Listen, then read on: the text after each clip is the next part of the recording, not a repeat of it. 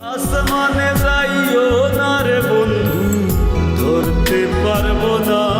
বন্ধুকে আসমানে যেতে মানা করে নিজেই সেখানকার বাসিন্দা হলেন গানটির কণ্ঠশিল্পী মতিউর রহমান হাসান ওরফে পাগল হাসান।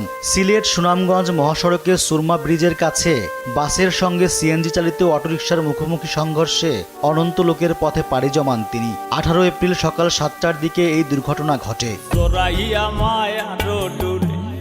পুলিশ ও স্থানীয় সূত্রে জানা যায়, সকালে সুনামগঞ্জের দোয়ারা বাজার উপজেলা থেকে অটোরিকশা যোগে নিজ উপজেলা ছাতকে ফিরছিলেন পাগল হাসান সহ 5 জন। অটোরিকশাটি ছাতকের সুরমা ব্রিজ এলাকায় আসার পর গোবিন্দগঞ্জ থেকে দোয়ারা বাজারের উদ্দেশ্যে ছেড়ে আসা একটি বাসের সঙ্গে মুখোমুখি সংঘর্ষ হয়। এতে পাগল হাসান সহ অটোরিকশার 2 যাত্রী ঘটনাস্থলে নিহত হন। আহত হন অন্য 3 যাত্রী।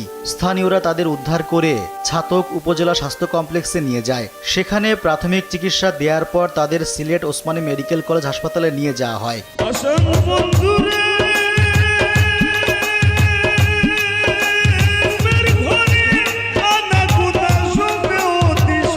জানা গেছে, একটি গানের অনুষ্ঠান শেষে সুনামগঞ্জ ফিরছিলেন পাগল হাসান। পথিমধ্যে সড়ক দুর্ঘটনায় মৃত্যু হয় তার। এতে সঙ্গীতাঙ্গনে নেমে এসেছে শোকের ছায়া।